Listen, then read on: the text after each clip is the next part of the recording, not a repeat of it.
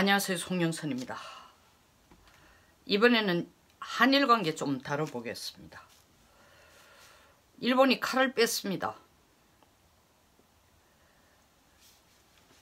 그것도 그냥 칼을 빼서 한 곳을 찌르겠다는 게 아니고 돌 하나 가지고 3마리 새를 잡는 전략을 가지고 칼을 뺐습니다.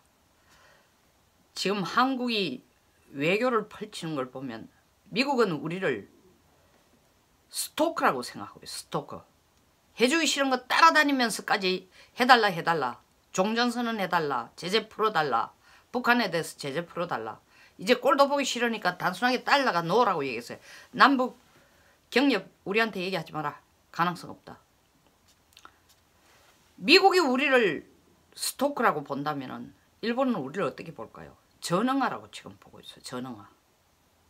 제 분석입니다. 전응하라고 보고 있어요. 한나라를 동맹국으로부터는 스토커라는 취급을 당하고 우방국으로부터는 전응하라는 취급을 당하고 있는 게 지금 대한민국의 외교의 현주소입니다. 자, 일본이 칼을 어떻게 뺐습니까?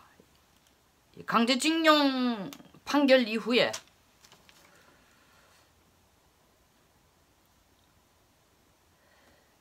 일본 강제징용을 행한 일본 기업의 자산을 압류해서 그걸 매각하겠다는 겁니다. 물론 일본은 그전부터 우리의 외교에 대해서 못마땅했죠. 일일이 다 안 들어가겠습니다.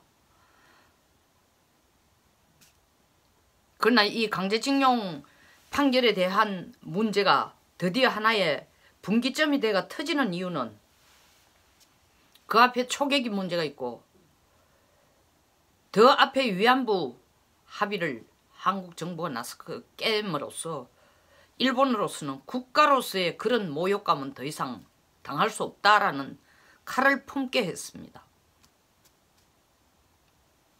우리의 정당성 옳고 그름을 넘어서서 일본은 벌써 그때 칼을 갈았습니다. 나라로서의 한국 보고 이게 나라냐라고 얘기했습니다. 나라와 나라 사이에 합의한 것을 이렇게 일방적으로 깨면 이건 나라가 할 짓이 아니다. 그때부터 한국을 언젠가 반드시 버르장머리를 고쳐야 되겠다고 생각을 하는 동시에 또 반드시 이걸 시쳇말로 본때를 보여줘야 되겠다. 그러나 대응을 한국식으로 안 했습니다. 약도 적당하게 올리면서 계산도 하면서 잽도 넣으면서 우리 반응도 보면서 수위를 서서히 높여왔어요. 거기에 비해서 우리는 맞대응하겠다 해서 사전에 스파링 연습도 없이 바로 일본에게 훅을 날리려고 쇼를 했죠. 초계기 문제 터지니까 뭐 8개국의 언어로 번역해가지고 자료를 만들어 전 세계에 일본이 나쁜 놈이라고 뿌렸다는 거 아닙니까? 그때 일본이 참고 있었는 게 아닙니다. 때를 기다린 겁니다. 언제? 지금. 왜 지금이냐? 자, 제가 항은 돌 하나가 3마리를 잡는다 했습니다. 먼저 유엔에서 보면은 일본이 북한 인권 이 결의안에 대해서는 가장 앞장섰던 나라입니다. 미국보다 더 적극적으로, 물론 미국의 목소리지만 일본의 국익인 동시에 또한 미국의 목소리를 대변해주는 가장 적극적인 대변자로서 북한 인권 결의안에 2003년부터 앞장섰습니다. 근데 올해는 불참하겠다고 했습니다. 물론 이 불참 선언에는 가장 직접적인 이유는 일본 국내 정치에 대한 플러스 마이너스 계산을 했습니다. 자민당 4월달에 다음 달에 지방선거 있고 7월달 참여연 선거가 있는데 제가 1996년 97년 일본 방위대학 교수를 할 때 그때도 일본 국회의원들 선거에서 가장 핵심적인 쟁점이 이 소위 말하는 납북자 문제였습니다. 온 나라가 납북자 문제로 들끓었어요. 그래서 저도 일본 있으면서 그 히비야 고엔이라고 소위 말하는 히비야 공원에서 인권 문제에 대해서 연설도 몇 번 해줬습니다. 모든 국민의 관심사가 여기가 있기 때문에 이 문제를 풀면은 자민당이 그대로 지금 집권당으로 갈 수 있습니다. 그리고 이것은 몇 명의 국회의원의 관심을 얻는 게 아니라 3분의 2 이상의 일본 국회의원들이 적극적인 관심을 갖고 더 나아가서는 일본 전체 의회에서 가장 핵심이 되는 이슈로 다루었는데 일본이 지금 이 타이밍을 잡은 겁니다. 미북 협상이 결렬되고 북한은 돈이 필요하니까 어디든지 돌아보는 상태입니다. 물론 중국에게 손을 벌려야 되지만 중국은 지금 미국과 무역 협상한다고 내코가 석자입니다. 그러니까 일본에게 돌아섰습니다. 일본이 이 시기를 절대로 놓치지 않고 아베가 얘기한 것처럼 우리가 할 수 있는 모든 단계에서 모든 노력을 해보겠다. 배고픈 북한이 고개를 돌리면서 손을 내민데 이걸 거절할 이유가 없죠. 국내 정치용으로도 절대적으로 필요한 가장 강한 카드로 작용이 될 뿐만 아니라 더 나아가서 이 인권 문제 결의안에 동의를 안 하는 것은 결국 납북자 문제를 인권이라는 차원에서 안 보고 일북 간의 국가 간의 어떤 외교 문제로 더 집중해서 보겠다는 뜻입니다. 근데 이 납북자 문제 더 나아가서는 유엔의 북한 인권 결의안에 동의하지 않는 게 우리 한국과 일본과의 관계, 지금 강제징용의 판결에 따른 일본 자산을 압류해가 파는 거하고 무슨 관계가 있고, 그리고 이 자산을 어떻게 처리할까 하고 하는 이 정부에 대해서, 한국 정부에 대해서 일본이 우리에게 할 수 있는 보복은 다 한다. 크게 나눠서 금전적인 보복입니다. 관세라든가 송금이라든가. 두 번째로는 기술적인 거, 소위 말해서 반도체를 만드는데 절대적으로 필요한 불화수소, 그렇죠?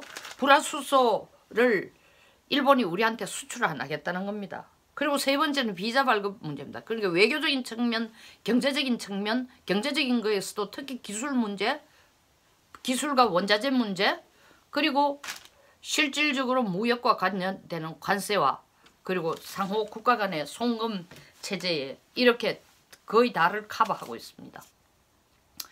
제가 볼 때는 불화수소 수출 문제는 그렇게 쉽게 접근을 안 할 것 같습니다. 왜냐하면 우리가 반도체를 생산하는 데 있어서 절대적인 이 필요한 물질을 일본에서 주로 수입을 하지만 만들어 놓은 최종적인 물건도 실질적으로 일본에게 수출합니다.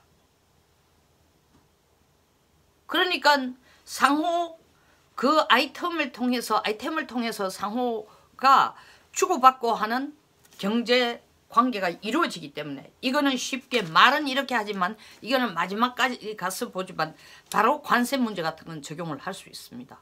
근데 다시 되돌아와서 왜 인권 문제를 북한 인권 결의안에 동의하지 않고 납북자 문제 해결하는 것을 지금 이 시기에 끄집어냈냐. 아까 국내적인 요인도 있지만 또 다른 거는 이렇게 일본으로 볼 때는 돌 하나가 세 마리를 잡는 절묘한 타이밍이 없는 게 바로 두 번째 이유입니다.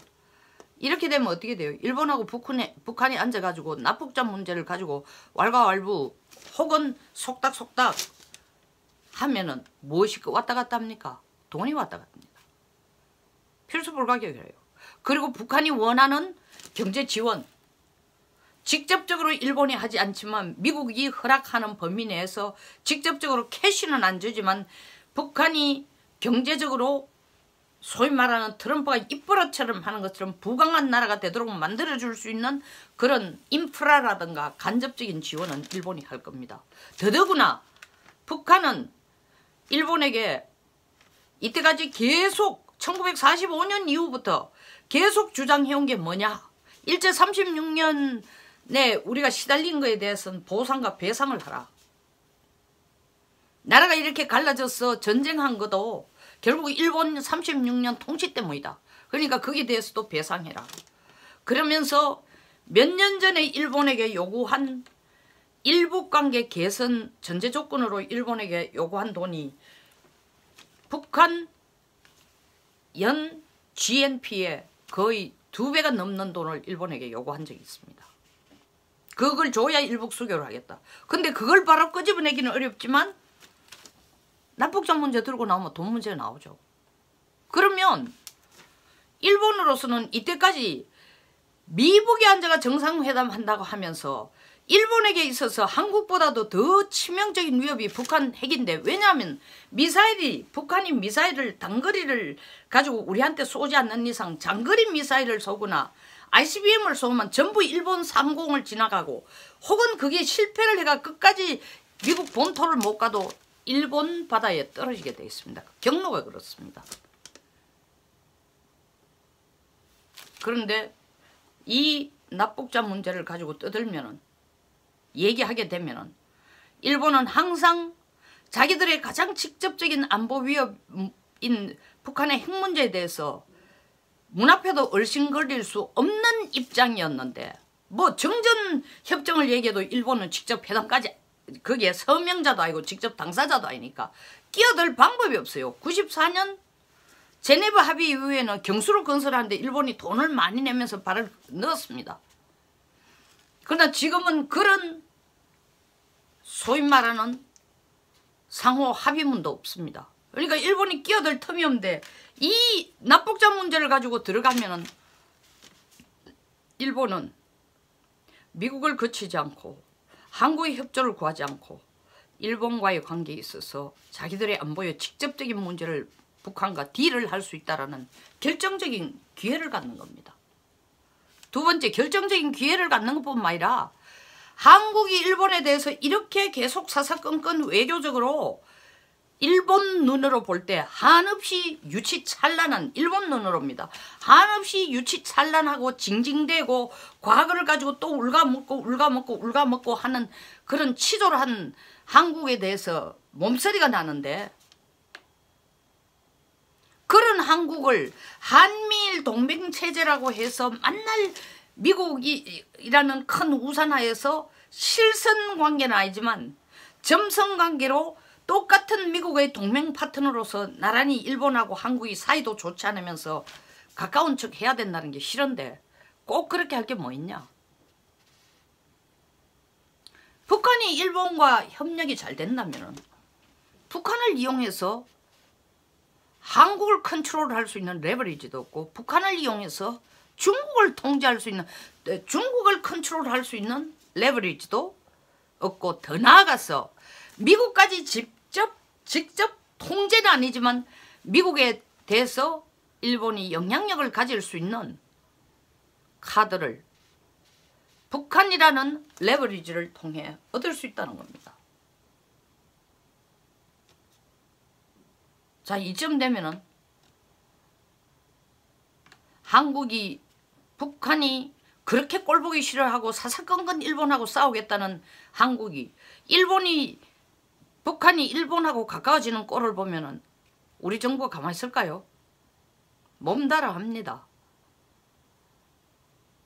그렇지만 김정은의 입장에서는 반일 감정이 우리 남쪽보다 더 큰 게 북쪽인 것임에도 불구하고 일북 관계를 개선하고 경제를 활성화시킬 수 있는 채널을 만들어주는 일본을, 말로만 남북경협, 말로만 개성공단, 말로만 종전선언, 말로만 제재 완화해준다는 한국보다는 훨씬 더 손에 잡히는 뭐를 들고 접근해주는 일본이니까 반갑죠. 그러니까 일본은 납북자 문제를 해결하고, 그게 국내 정책 플러스가 되고, 두 번째, 한국을 통해서 북한을 볼 필요가 없고 일본 바로 직접적으로 만나서 비핵화 미사일 문제를 얘기할 수 있다는 겁니다. 그리고 세 번째, 한국에 대해서는 사실 저는 이 얘기를 여러 번 했습니다. 2015년 이후에 15년까지 유예했고 다시 재계약을 해야 되는 한일 통화 스와프가 없어요. 중국하고 일본 사이가 아주 안 좋고, 중국의 반일 감정은 우리보다 몇 배로 더 크지만 그 중국 왕서방들은 그걸 꿀꺽 삼키고 일본하고의 경제 파트너, 협력 파트너 관계는 유지해가기 위해서 작년에 30조 통화 스와프를 체결했습니다. 우리 통화 스와프가 없으면 IMF 때 통화 스와프 덕을 봤습니다. 한국 경제 위기 때 가까운 데 손을 내밀 수 있는 가장 가까운 나라 중에 하나가 IMF까지 가서 손 벌리기 전에 일본의 도움 혹은 IMF가 일본을 통해서 한국을 도우라고 얘기할 수도 있습니다. 그 무기를 일본은 쓸 것입니다. 지금 당장 아니라도. 지금은 관세니 송금 문제만 얘기하지만 이 송금이라는 것은 통화스와프와도 직간접적으로 연결이 될 수도 있습니다. 그러니까 일본은 지금 세계를 해결하는 게 한국 버르장머리 고쳐준다. 물론 불화수소 같은 반도체의 핵심 물질 필요하지만 그거는 일본 경제에도 영향을 주니까 그건 나중에 하더라도 나중에 그걸 가지고 카드로 끄집어내더라도 지금 당장 관세 비자 문제 그만도 한국에 대한 압박은 충분히 된다는 거죠. 근데 5월 말이나 6월쯤 돼가지고 정말 이 일본 기업 강제징용과 관련된 일본 기업 압류 자산이 매각까지 된다면은 그때는 이 반도체 핵심 물질을 한국에 수출하지 않겠다는 것까지 가고 더 큰 보복을 일본은 계산하고 있을지도 모릅니다. 그러니까 이 절묘한 타이밍을 기다리다가 한국, 북한까지 바로 엮으면서 일본 국내의 문제도 해결하면서 미국 간에서 하고 있는 데 대해서 일본이 끼어들 틈도 없는 걸 일본이 들어가면서 물론 일본의 이런 행동에 대해서 미국이 절대로 하지 마라. 왜 한일 간에 이 강제징용 문제를 가지고 이렇게 문제를 키우냐 절대 얘기 안 합니다. 왜? 미국 간의 사이가 회담이 결렬이 됐지만 물론 트럼프의 결정에 의해 결렬이 됐지만 일본이 들어가서 북한을 적당하게 마사지를 해놓고 일북 관계를 적당하게 좀 좋게 해가 북한을 좀 더 만지기 쉽고 통제하기 좋고 주무르기 좋은 상태로 만들어 놓는다면 주무르기 좋다는 건 좀 더 친미 쪽으로 갈 수 있는 그런 북한의 분위기. 더 나아가서 친일이 일본과 그 친일이라는 것은 일본과 미국이 제안하는 새로운 경제 가이드라인 쪽에 북한이 중국만 쳐다보는 게 아니라 일본하고 미국하고도 협력하고 그들 말 들을 준비가 돼 있다면 미국으로서는 일본의 역할이 너무 고마운 거죠. 이런 비서가 어디 있습니까? 그러니까 지금 일본이 이렇게 하는 것에 대해서 미국은 절대로 노하거나 이래서는 안 된다. 너들 둘이 한국하고 미국 사이, 한국하고 일본 사이 토닥거리지 마라. 더 나아가서 UN 인권 결의안 작성에 불참한다고 해서 미국이 외교적으로 정치적으로 쇼는 할 거예요. 이러면 안 된다. 일본이 이래서 되나? 당신네들이 북한 인권에서는 항상 최전선에 서는데 무슨 일이냐? 자국의 이익만 챙기냐라고 쇼는 해줄 겁니다. 아니면 언론을 통해서 그런 말은 한번 가볍게 던지지만 그 속내를 들여다보면은 그래? 그것이 일북관계 개선을 위하고 일북관계가 해결이 되면 미북관계가 해결되기가 훨씬 쉬운데 거기로 가기 위한 미북관계 개선에 이르기 위한 징검다리 역할을 해준다면 해. 이게 미국의 심정이에요. 자, 일본 것을 분석했습니다. 우리 정부 시나리오별 대응 방안이 있다고요? 유명한 영국 극작가 버나드 쇼의 묘비명이 굉장히 유명합니다. 어물쭈물하다가 나 이럴 줄 알았지.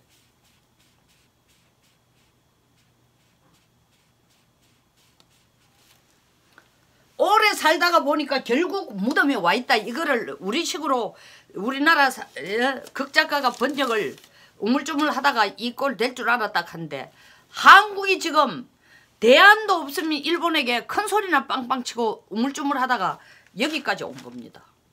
일본의 보복을 받는 여기까지 온 겁니다. 사안별 대안, 시나리오별 대응 방안 웃기지 마세요. 있어요? 없습니다. 제가 없다는 것은 시나리오별 대응 방안은 있겠지만 이기는 대응 방안이 있어요? 없어요. 있을 수가 없어요. 처음부터 위안부 문제를 그렇게 풀어서도 안 되고 설사 그렇게 우리가 국내 여론이나 문정권의 자기 지지율을 끌어올리기 위해서 그렇게 했다 손치더라도 뒷정리를 그렇게 해서는 안 됩니다. 거기에 플러스 초계기 문제도 마찬가지예요. 그거는 특사를 북한 평양에 특사 보내는 것보다 더 긴급한 문제였어. 보내서 일본말로 네마와시라고 합니다. 안에 내부에 앉아가지고 먼저 밑에서부터 작업을 한 게 필요했습니다. 외교관, 정치인. 그래서 그 잡음이 밖으로 안 나오도록 했어야 됩니다. 근데 우리는 도로 나서서 전 세계를 향해가 한국은 잘못한 게 없고 우리가 사격관제 레이더를 가지고 일본 초계기를 조준한 것도 아닌데 일본이 그걸 가지고 자기들을 공격하려고 한다고 어거지를 쓰고 한국의 길에 모욕을 주고 우리를 어렵게 한다. 억울한 부분도 우리가 있죠, 충분히. 그러나 억울하다고 그렇게 해결해서 해결이 되는 게 아닙니다. 문제를 여기까지 캐어놨어요. 시나리오별 대응하면 그럼 일본하고 전쟁하겠다는 겁니까? 안 할 소리를 일본이 뭐 관세를 때리면 우리도 똑같이 관세를 때리고 비자를 가지고 발급 조치를 제한하면 우리도 똑같이 비자 발급 조치를 하고 불화수소 물질을 안 팔면 우리도 뭐 반도체를 안 팔고 이건 니 죽고 내 죽자는 겁니다. 아니 내 죽고 니 죽자라는 꼴이에요. 시나리오별 대응 방안 없습니다. 외교 이렇게 하면 안 돼요. 그러니까 미국이 지금 보는 눈이 미국이 보는 눈은 한국이 스토커 아니야? 그렇게 실탁하는데도 끝까지 우리를 보기만 하면 종전선언 해주라 제재 풀어돌락하고 그것도 모자라 전 세계 돌아다니면서 우리를 미국을 손가락질만 안 했을 뿐이지 노골적으로 이름만 안 됐을 뿐이지 미국이 제재 반대한다는데 전 세계 모든 국가에 다니면서 제재 풀어달라고 얘기하는 게 결국 미국을 욕하는 꼴이 아니냐. 일본 그러니까 스토커로 보는 거예요. 꼴보기 싫은 놈. 공포의 대상이야. 일본은 참 한국이 전능하다. 외교하는 꼴을 보여. 왜 여기까지 끌고 와서 이렇게 보복을 당하도록 하느냐. 보복당해도 싸다라고 생각하고 있을 거예요. 시나리오별 대응. 국민들한테 듣기 좋게 하는 얘기인지 몰라도 절대로 저는 안심이 되는 게 아닙니다. 왜? 대안이 없어요. 지는 대안밖에 없습니다. 이기지 못하고 소리만 크고 상처투성이가 됩니다. 이런 외교를 끌고 가면서도 뭐 70년 전 체제를 가지고 3세대 세습을 해가지고 끌고 오는 세계에 몇 안 되는 공산주의 국가로 남아있는 북한의 모델을 향해서 그거를 존경하고 따라가자 하는 나라 체제니까 구태여 한일 간의 어떤 외교 이슈가 없다 손치더라도 일본이 그 속마음에서 보는 한국은 참 수준이 낮다라는 생각밖에 할 수 없다는 거예요. 제가 일본의 편을 들어서 얘기하는 게 아니라 일본의 시각으로 볼 때 한국을 그렇게 보고 있고 우리가 그런 시각으로 일본이 우리를 보도록 하는데 일정 부분 우리의 책임이 있다는 부분을 지적하고자 합니다. 감사합니다. 여기서 마치겠습니다. 공감하시면 좋아요. 그리고 공유를 부탁드립니다. 이제 우리가 일본에게 더 이상 안 징징거리고 살 수 있는 좀 자존심 강한 국가가 만날 사과하라 그래요. 자존심이 강한 국가로서의 모습을 좀 갖추어야 됩니다. 그게 성숙한 외교입니다.